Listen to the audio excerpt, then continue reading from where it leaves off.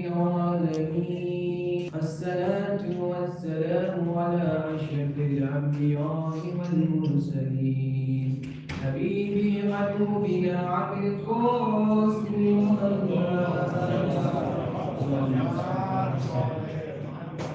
بسم الله الرحمن الرحيم فقال الله في القرآن المجيد بسم الله الرحمن الرحيم ذلكم الله ربكم لا إله إلا هو خالق كل شيء هو خالق كل شيء فاعبدوه وهو على كل شيء وكيل صلوات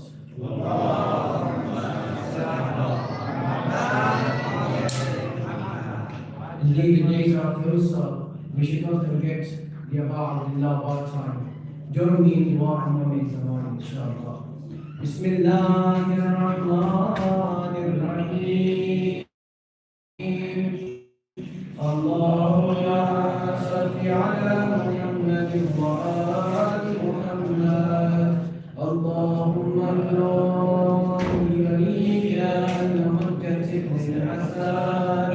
صلواتك عليه وعلى آله في هذه الصلاة وفي كل صلاة وليا وحافظا وقائدا وناصرا ودليلا وعينا حتى تسكنه وتذكره فيها تنجينا برحمتك يا أرحم الراحمين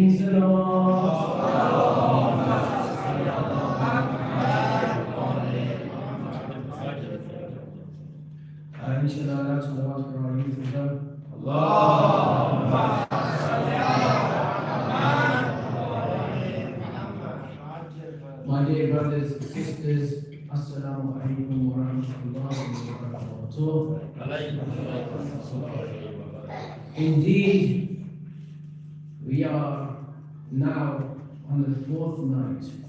This night we have dedicated to Habib ibn Mudahir. Habib ibn Mudahir is that companion of Imam al-Hussein alayhi salam that understood the topic that we are talking about Muharram. We are talking about Allah subhanahu wa ta'ala. We are talking about the existence of Allah subhanahu wa ta'ala. Is Allah still relevant in today's society? Habib ibn Mudahir proved that 50 years after Rasulullah, still Rasulullah is relevant. Still Abu Abdullah is relevant. Still Ali is relevant. Still Fatima to Zahra sallallahu alayhi wa sallam. Who are these amazing people? These are the people that allow you to realize that they are the ones that are connected with the source, and that source is who? Allah subhanahu wa ta'ala. Are you with me? The source is who? Allah subhanahu wa ta'ala. And who is Allah? Allah, we say, is that Lord. And that is the origin of everything. He is the one that He is always conscious despite having no conscience. He is the one that is awake and never ever does He get tired or lose consciousness. Allah does need no rest, nor does He need sleep. Allah is the one that is not bound by time, nor is He bound by any space. Allah is the one that is unlimited in every capacity you can think of. There is nothing that limits Allah subhanahu wa ta'ala. Allah is beyond any description that we give Him. Someone asks you, Amir al-Mu'mineen described Imam Ali, Amir al-Mu'mineen Imam Ali describes Allah subhanahu wa ta'ala in this way. In reality, this is a limited description, because no description in reality befits Allah apart from the one that He chose from Himself within the Holy Quran. Imam Muhammad al-Baqir alayhi salam says with a loud salawat,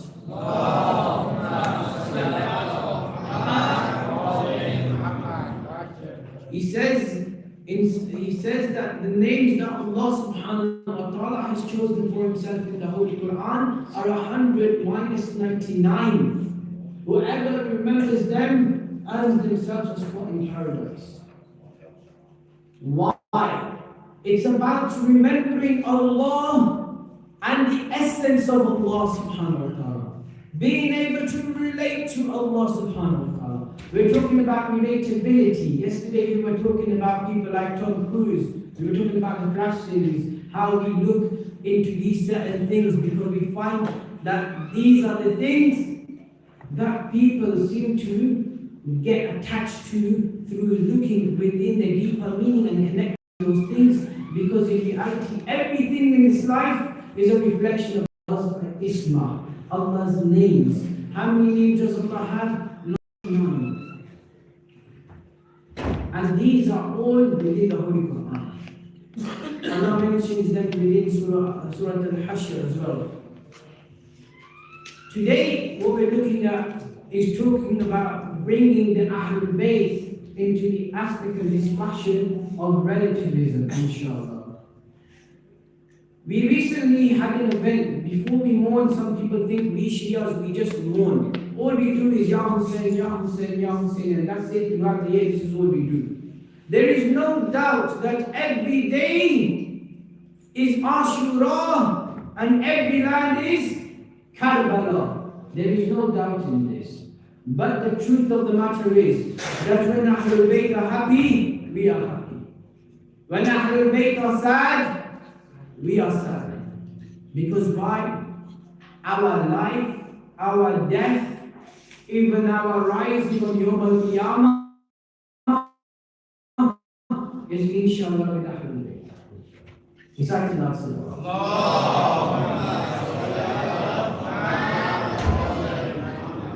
So, who are these Ahlulbayt?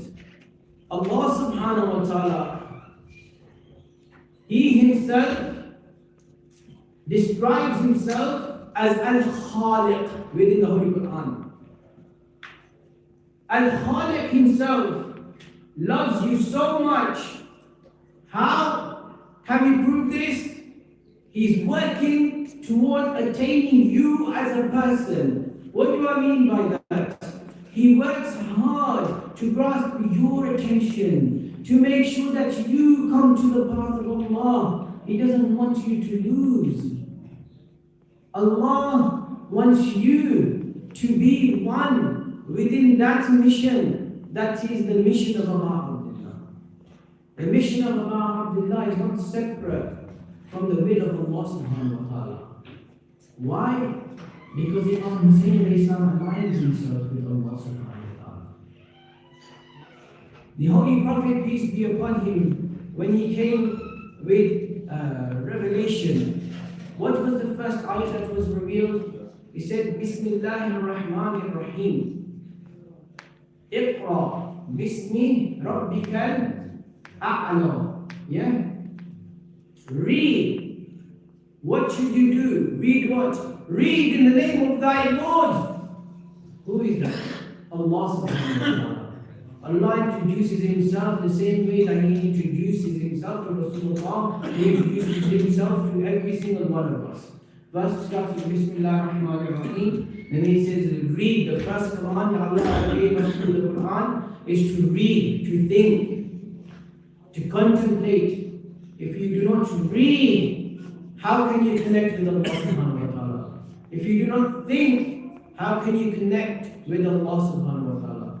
In school, what do they tell you? The key to knowledge is reading books, right? From a young age, when you start very, very young. I remember when my son just started nursery, he hit 3 years old. When he hit 3 years old, what did the nursery teacher do? Every Jummah happened, we read Salatul Jummah. You know what they do? They send him home with a book. Why?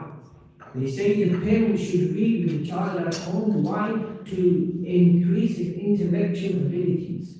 Why? It gives him more acquisition of language and allows him to understand more concepts deeper. It allows him to acquire a deeper understanding of the religion. And this proves itself that we need as a qawm, as a nation, to read more because of the same ayah. The ayah that came was an ayah, it's an ayah, is a verse of the Holy Quran. The first verse of the Holy Quran that was revealed was this: to read in the name of the Lord Most High. Going back to the initial point, what did Allah subhanahu wa ta'ala do? He wants us to attain a position where you come into one platform. Even in Ramadan, what does Allah subhanahu wa ta'ala do in Ramadan? Allah invites you to his home, his house, Ramadan, and allows you to banquet with him. In reality, Rasulullah sallallahu alayhi wa sallam,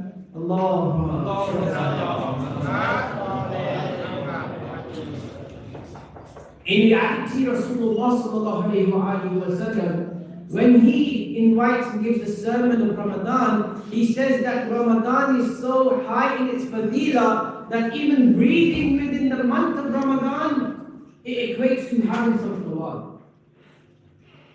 This is the respect that Allah gives you as an insan, as a Muslim. You become the guest of Allah. Allah doesn't just send one prophet. He could have stopped at one prophet. He could have stopped at Prophet Adam alayhi salam. Not only did we discuss previously that every single one of you sitting here is at the mercy of Allah, because when you were a thing, when you were just a thing, not even worth mentioning, Allah created you. Allah created every single one of you, and not by factory. He made you individually. He fashioned your eyes, He fashioned your eyebrows, He fashioned your lips, He fashioned your tongue. It's just that you do not contemplate on these things. When you contemplate on these things, you realize how much Allah subhanahu wa ta'ala loves us. Allah loves you so much that He sends to you 124,000 prophets, one by one, despite them getting shaheed after shaheed after shaheed after shaheed. He sends you again and again. He knocks on the door of your heart. That door of your heart He tries to open again and again and tell you, come towards Allah. Even after everything, Allah releases Surah Tawbah. Why? Because we can turn back then to Allah subhanahu wa ta'ala. This is the reality. Are you with me? Recite Allah.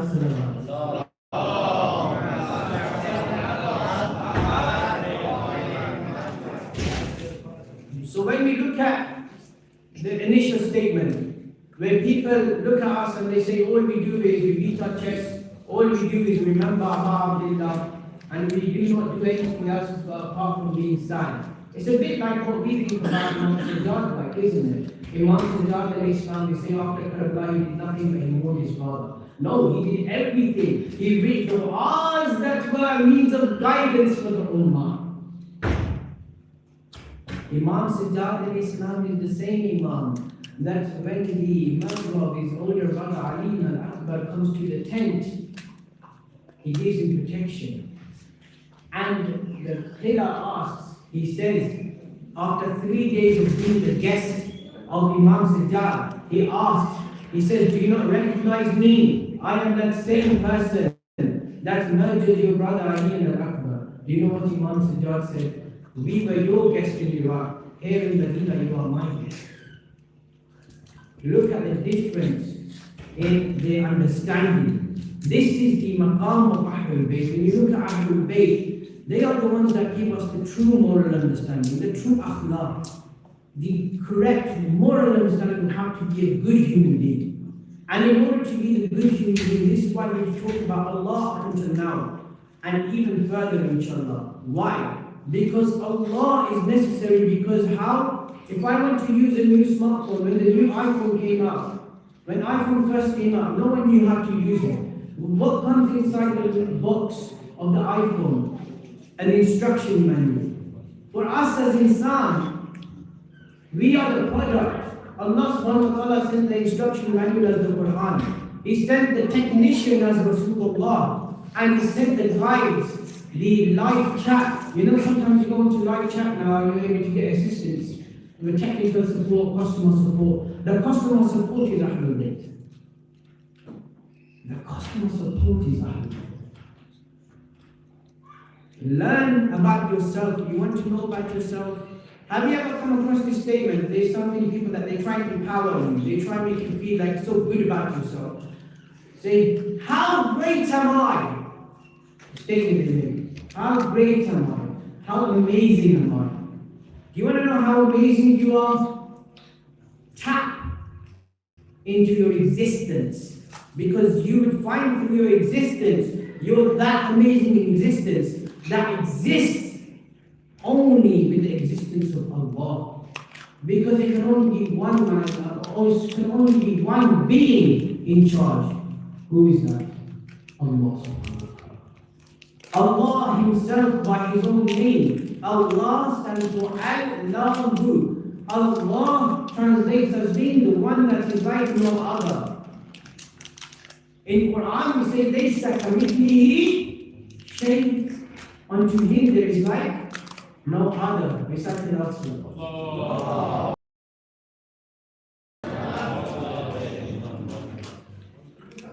So Allah subhanahu wa ta'ala says in Surah Al-An'am, verse 101 to verse 102. What does Allah subhanahu wa ta'ala say? He says that He is what? The divider of the heavens and the earth. And how can He have a child? Allah poses this question to the Christians. A lot of the people talk and ask you, what do they, where does Allah talk against the Christians? In reality, this is the ayah that I told in Surah Al-An'am, verse 101 to verses 102. Allah says that how can He have a child while there is for Him no consort? And He created everything. Everything you see, everything you look at, is all created by Allah subhanahu wa ta'ala. This mic in reality is created by Allah. Water you see is created by Allah. Everything you see is created by Allah subhanahu wa ta'ala. And Allah is the one that is knowing over all things. One can ask, how is Allah the knower of all things? This is the question we have. As youngsters, you must have had a question sometimes.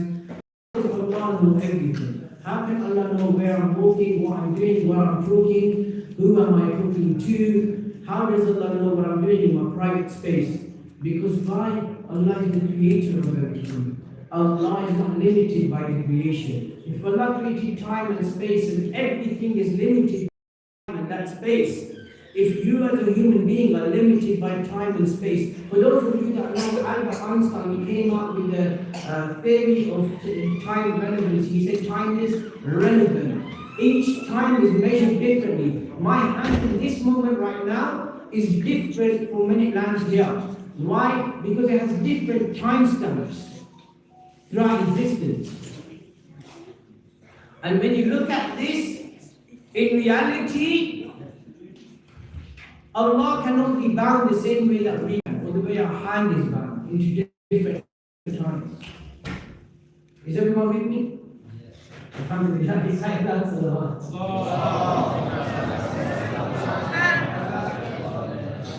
Then Allah commands straight after this ayah, after explaining that He is the knower of all things.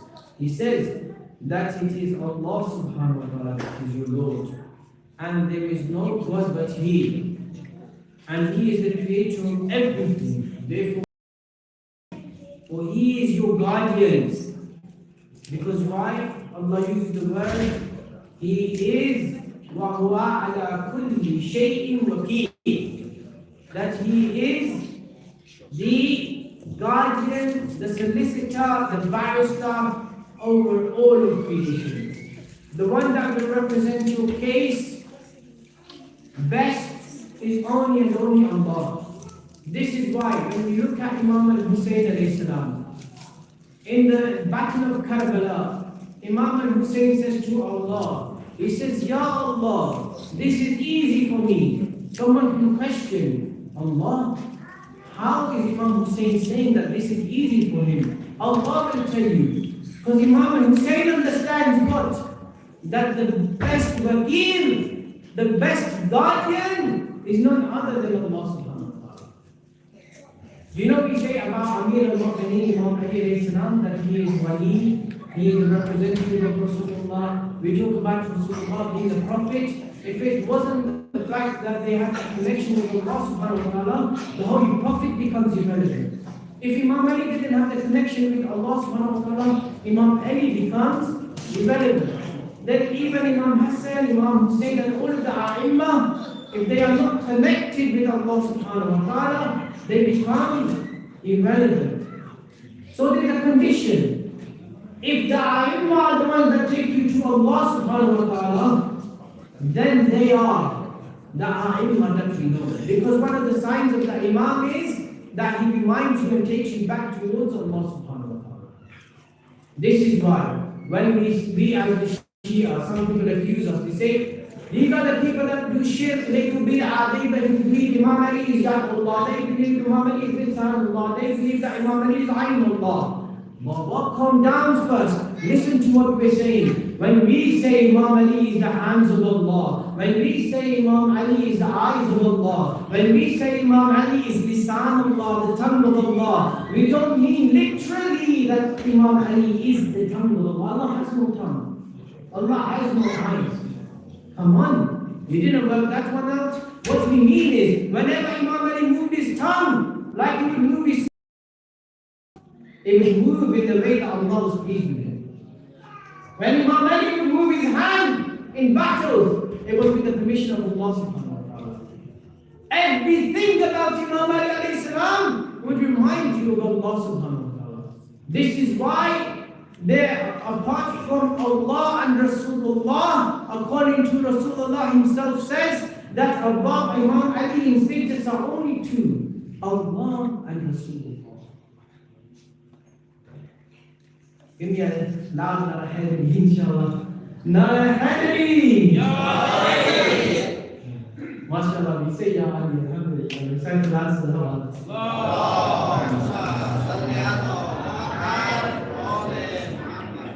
So the point, the center point being what? What is the center point? That center point is Allah subhanahu wa ta'ala. If you are not connected with Allah and He's not your center point, that's a big problem. Because then despite however much we do Ali, despite however much we might do mourning for Allah, despite however much you might love Rasulullah, if you're not connected to Allah, this is a big problem.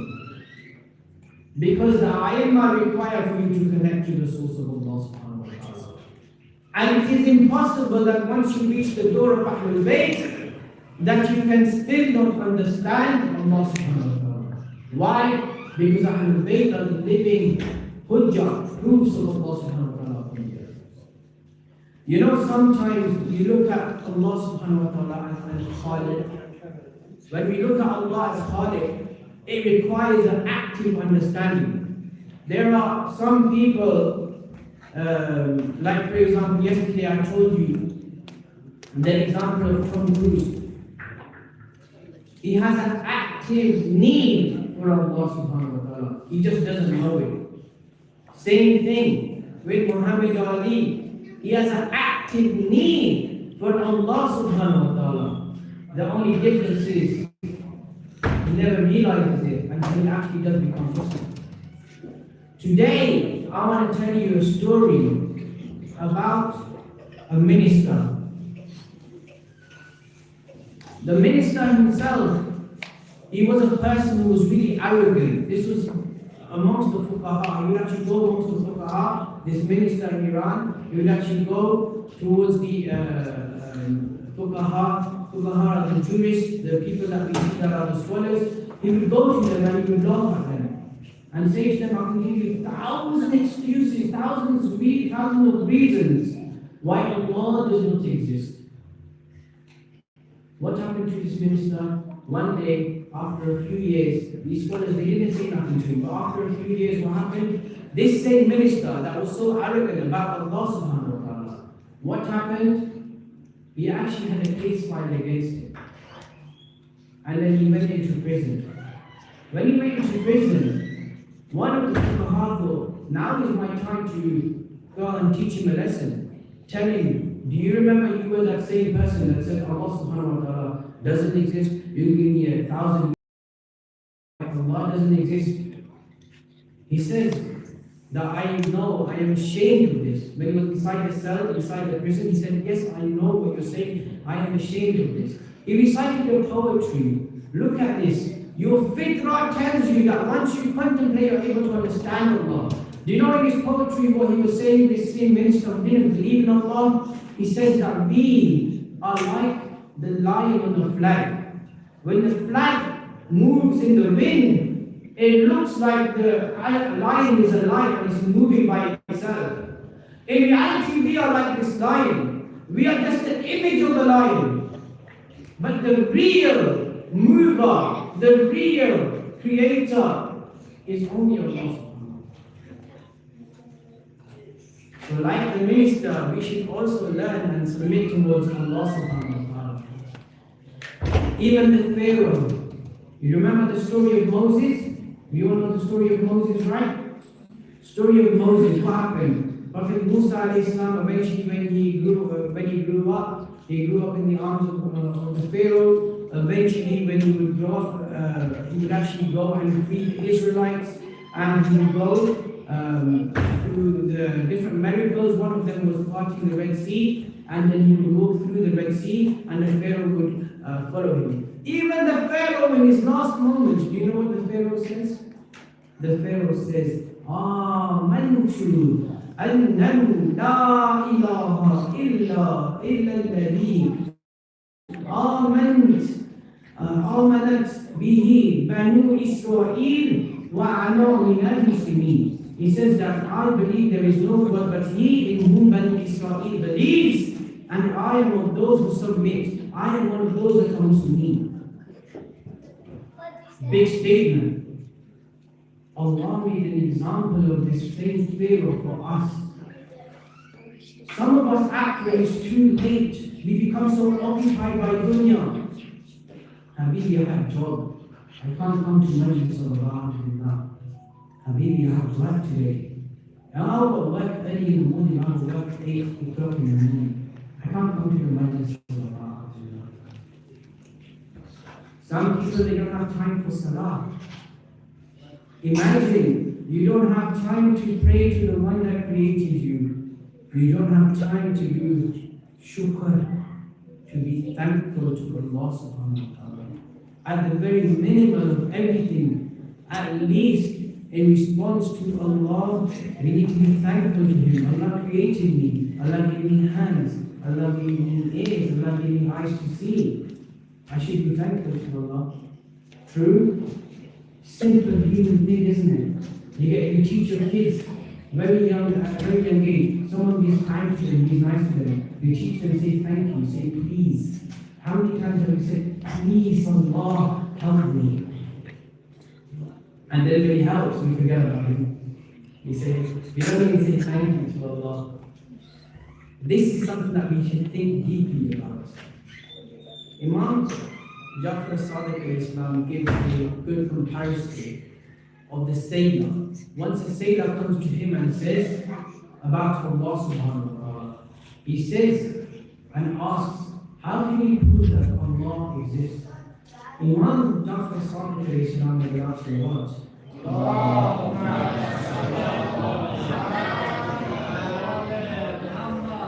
Imam Jafar Sadiq says to him, have you ever been out on sea? He says, yes, I have. He goes, have there ever been any strong winds? He goes, yes, there's been plenty of times, Ya Imam, when there were strong winds. He goes, have there ever been a time where you cannot control the ship anymore, and you feel like you're losing control? And at that point, when you're losing control, your access is to Allah subhanahu wa ta'ala, because then you start to have need on something. Because that something that you have need in, that you have hope within, is Allah subhanahu wa ta'ala. This is the reality that we all innate within ourselves. Remember, is the reason why Allah mentions 261 times the pure form of the word Khaliq. What is the pure word? Kha, mentioned 261 times within the Holy Quran. Now when Allah mentions something within the Holy Quran that many times, it's because Allah wants us to pay attention to it. It's because Allah wants us to realize that there is no creator other than Allah subhanahu wa ta'ala that you need to be submissive towards. One of the biggest rahmah of Allah subhanahu wa ta'ala is this, that when Allah subhanahu wa ta'ala makes you read La ilaha illallah, He makes you read that there is no one but Allah and bear witness to it. He makes you bear witness to it because by bear witnessing to Allah subhanahu wa ta'ala and His rububiyyat, to bear witness to Allah's lordship, you do not bear witness to you are not made slave to any other thing. And this is the mercy of Allah. La ilaha illallah. So, when we look at things that are being said, so sometimes when you look at the Khaliq, how is it that we ourselves can understand Khaliq? That are we truly being submissive to Allah? Are we truly listening to Allah? It's a question that all of us have. Here's the marker. Muhammad Ali says something, it comes on the news. He says, I fly like a butterfly, sting like a bee. I'll beat you down like 1, 2, 3. It's a very famous rhyme that everyone knows of Muhammad Ali. That was remembered. That was amazing. Everyone listened to it. The other one, when you have your favorite wrestler, I remember growing up, it used to be The Rock. When The Rock says something, everyone listens out to it. Or when David Beckham gets a new haircut, everyone listens to it. Everyone wants to see what was that new haircut. And they go to the barber and they say, you know what, they say to their barber, I know what kind of haircut's done. What about when Allah Sistani or Allah Khamenei? May Allah subhanahu wa ta'ala increase their lives. What about when our Maraji tell us something? Do we open our ears and listen attentively? Because there's a hierarchy. Imams have said that the scholars are hujjat upon you, we are hujjat upon the scholars, proofs upon the scholars, and proof upon us is Fatima sallallahu alayha. Proof upon her is Rasulullah sallallahu alayhi wa sallam.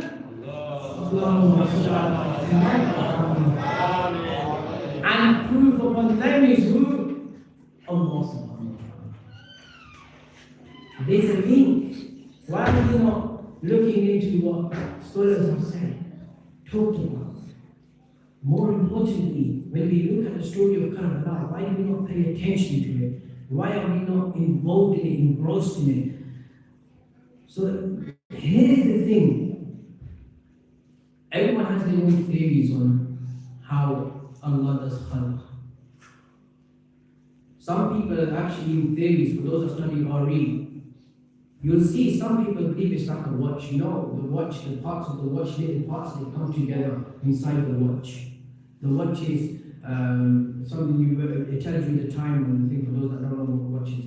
But look, when you, wear the watch, inside the watch there's some mechanisms. Those mechanisms come together and then it's put, it's put into power, initial power is given to it, and then it starts to run by itself.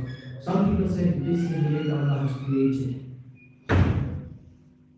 In Islam, we say no. But there's another thing as well, before we answer the Islamic one. Do you know when you play pool, someone must have played pool, snooker, or whatever they call it, but once you put those balls inside the triangle, right, you hit it, then it starts to come and by accident they say things have happened and gone into place like this, but they say God was just an initiator. No, we don't say that in Islam. In Islam, Allah says, Kun fayakun. He says, be, and so that it became. This is Allah subhanahu wa ta'ala. Allah is amazing. Allah says, He is the one that does khalaq al-alim. He creates, and the most amazing creator. That is Allah subhanahu wa ta'ala. When we look at Allah subhanahu wa ta'ala, it is important for us to understand this. Picture in your mind, close your eyes now. If you picture in your mind 10 apples, and then I take the concentration of those same 10 apples, I start telling you, think about the Lamborghini or the fast car you always wanted in your life. Those 10 apples will not exist anymore. Similarly, it's out of Allah's rahmah that He's always thinking about us, contemplating about, thinking about us, how to bring us closer. It's the reason why one of the beliefs of the 12 Imams is this, that if the Imam is not alive, the earth will cease to exist. This is Islam.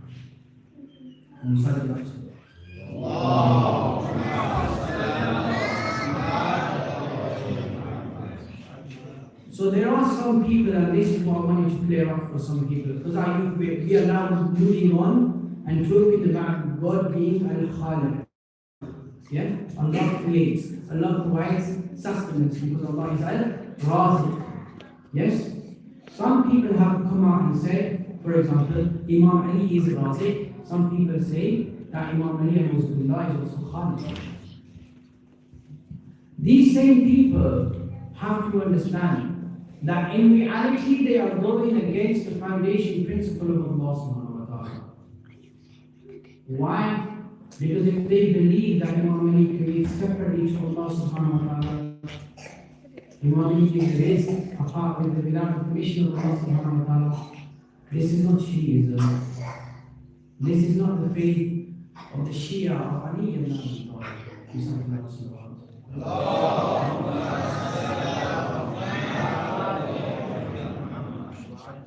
So, Ali ibn Ahmed al-Qummi, he writes that at the time of the occupation of Imam Ali was new. He says that there was a time where the Shia actually had a dispute on this. Some Shias believed that Imam Ali and Imams and the Aimah, they have the power to create, they have the power to give sustenance. At that time, there was a representative of Imam, and that representative, his name was Muhammad ibn Uthman. He writes a letter to the Imam. He says, Ya Imam, these are the beliefs that are going on. What is the answer? Jawab comes. You know, when you have su'al, you have jawab. When you question, you get answers. We should listen carefully because this is the question that Imam Salman is answering for us. Through letters, Imam says that anyone that believes that the A'immah have the power to do khalq and give rizq has surely committed the shirk. But it's a different case if you believe that with the intercession of the Imam and the dua of the Imam, Allah increases your rizq and He creates new realities for you. This is a different matter. They are two separate things. Because we have a narration from Imam Ali alayhi salam with the last salawat.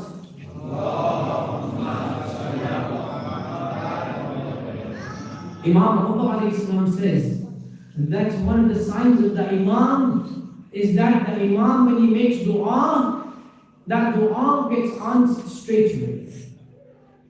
Another sign, just to give you some extra, is that the Imam has such a fragrance that is better than musk.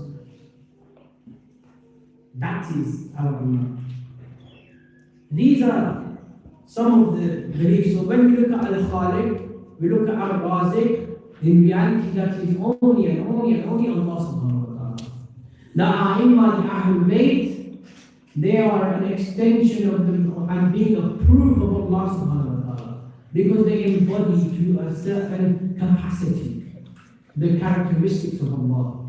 It doesn't mean that Allah subhanahu wa ta'ala is fully encompassed within Ahlulbayt because Allah is unlimited at the end of the day.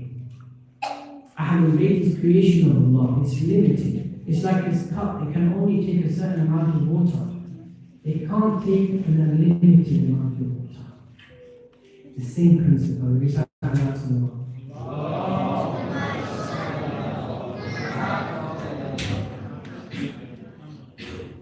We as human beings have been given the ability to do what?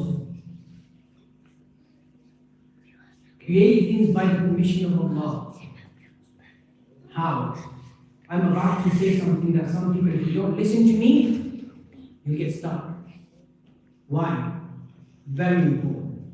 Allah says, on Yawm al-Qiyamah, people will come chained and shackled around their neck in front of Allah subhanahu wa ta'ala. Allah Mahdi Puya is a very famous tafsir writer. He himself says that these shackles are people's own deeds. Through the deeds you do, if there are evil deeds, you create a reality, and that reality is a chain that goes around your neck, around your hands, that is heavy depending on the amount of bad deeds that you hold. How is this stopped? How do you stop creating this? By turning towards Allah, understanding Allah is Khalik. Say to Allah, Ya Allah, we turn to you, Ya Allah, and we ask you, Bihaqi Fatima, by the haqq of Fatima, by the right of Fatima, and by the right of her father, and by the right of her two sons, and by the right of her husband, we ask that you forgive us, Ya Allah. We make dua, lighten the burden. So next time someone tells you that we believe Imam Ali alayhi salam is Ayn Allah, Yad Allah, Wajh Allah, face of Allah, the tongue of Allah, the lips of Allah, tell them this is not literal. Rather, this is a problem in their own understanding. Because if they truly understand every single thing within the world is a sign of Allah subhanahu wa ta'ala. The beauty within that. This is why the companions of Imam Hussein don't leave Abu Abdullah. And this is why we come to mourn Abu Abdullah. Abu Abdullah has such good companions. Amongst them is one known as Habib ibn Mudahir. Do you know Habib ibn Mudahir was one of those that wrote a letter towards Abu Abdullah, inviting Abu Abdullah to Kufa. But the time comes with Abu Abdullah, where Abu Abdullah's close friend Habib ibn Mudahir starts to come towards the camp of Abu Abdullah. Abu Abdullah starts to caress him, he kisses him on the cheeks, he kisses him on the forehead, he says, "Welcome, Ya Habib ibn Mudahir." Habib ibn Mudahir, he starts to cry, he gives condolences. He tells him of what happened to Muslim bin Aqil. He tells him what happened to Qais. You know what happened? Habib and him start to move together. He says, "Let me go and invite my tribe, they live right next to here." Who's this tribe? His tribe is Bani Asad. He goes and he wears a mask, he starts to veil himself. He goes towards the Bani Asad. The Bani Asad recognize him. They say, "Oh Habib, what do you want?" He says, "Oh Habib." He says, "Oh Habib, what do you want?" Habib replies. Habib says, "Oh Bani Asad, Imam al-Hussein has been surrounded. Imam al-Hussein is all alone, he's madnoon. And bear in mind, I'm not giving you something that's bad. I'm giving you something that's good. I'm giving you a chance to earn Jannah, a chance to fight for Abu Abdullah." People rise up and they say, "Indeed, you're inviting us towards goodness." They start to take about 90 soldiers, and 90 soldiers, according to narrations, they go with Habib ibn Mudahir. Eventually, the enemies find out what's happening. Umar ibn Sa'ad, he starts to take a battalion.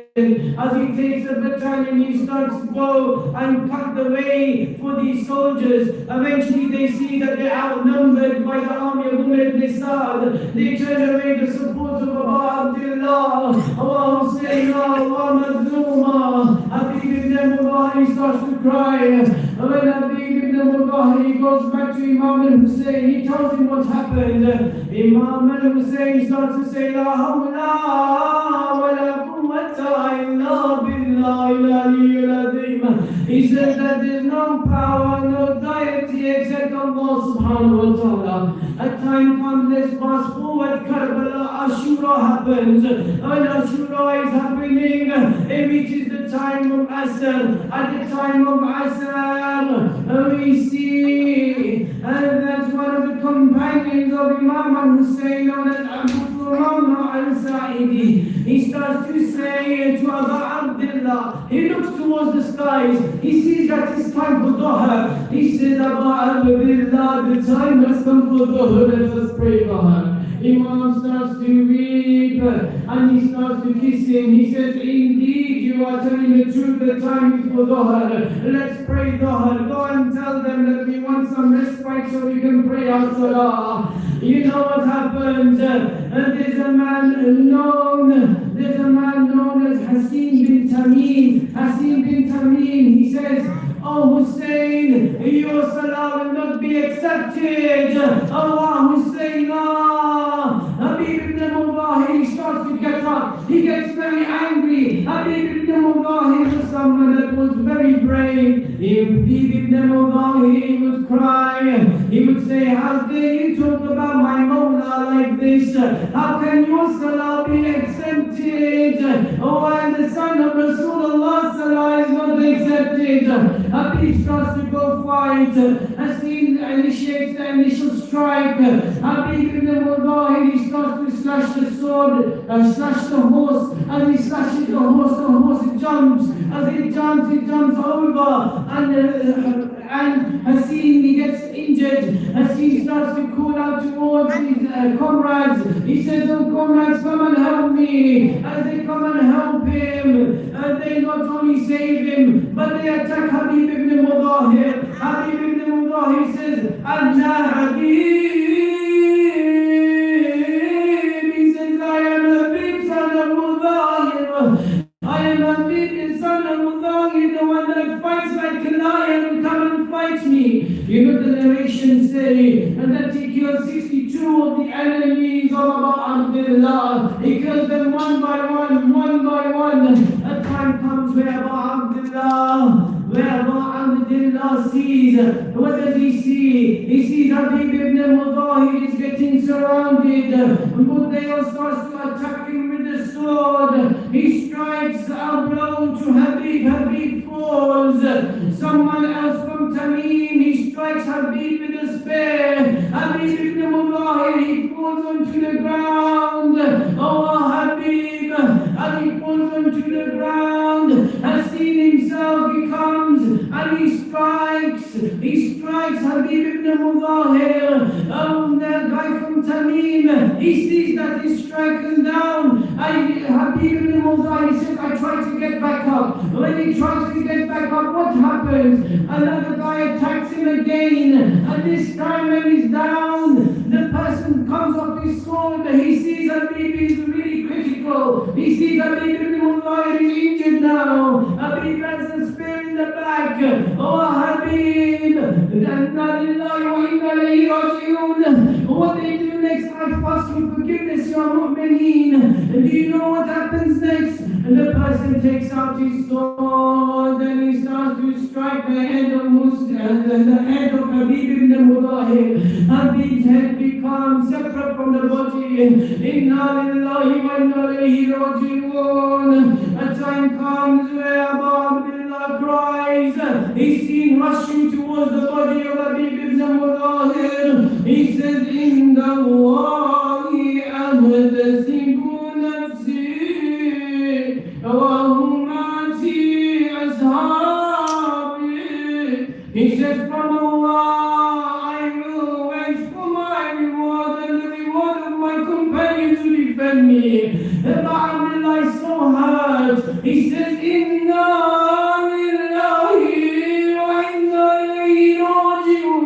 he keeps saying, Inna lillahi wa inna ilayhi raji'un. He keeps saying it again and again. Abu Abdullah, time comes. These people take the head of Habib ibn Mudahir. people that take it. You know how evil these people were. One of them says that I was the one that helped you kill Habib ibn Mudahi. Give me the head of Habib, I want to show it off. One of the men, he takes the head just for some time. But what does he do? He takes it in the enemy camp. He shows up the head of Habib ibn Mudahi. Oh Habib, oh Habib. Habib ibn Mudahi, once the head is handed over to the man who killed him and beheaded him.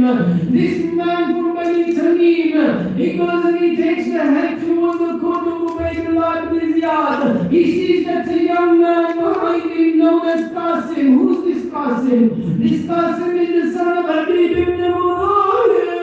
Imagine you've just been beheaded and your son is following your head.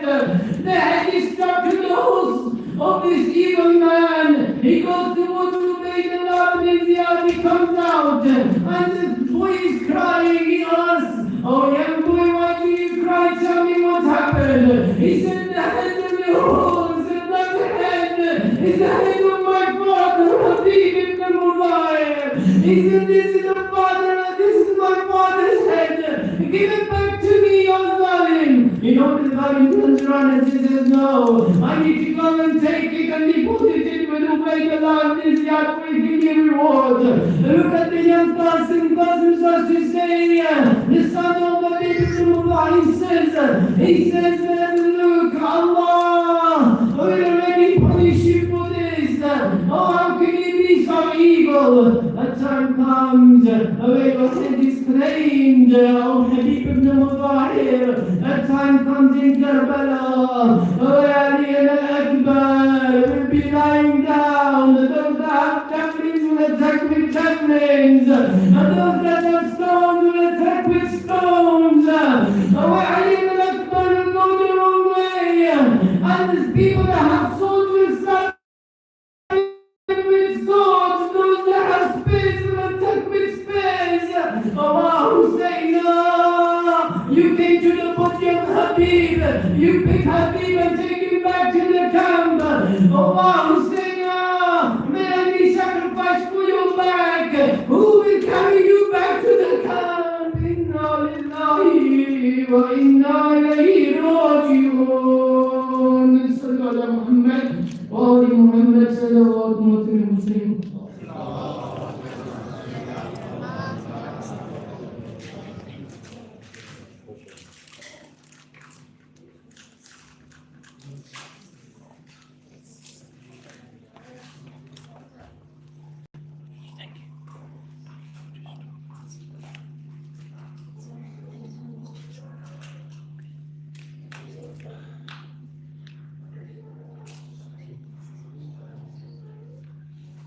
Presidente.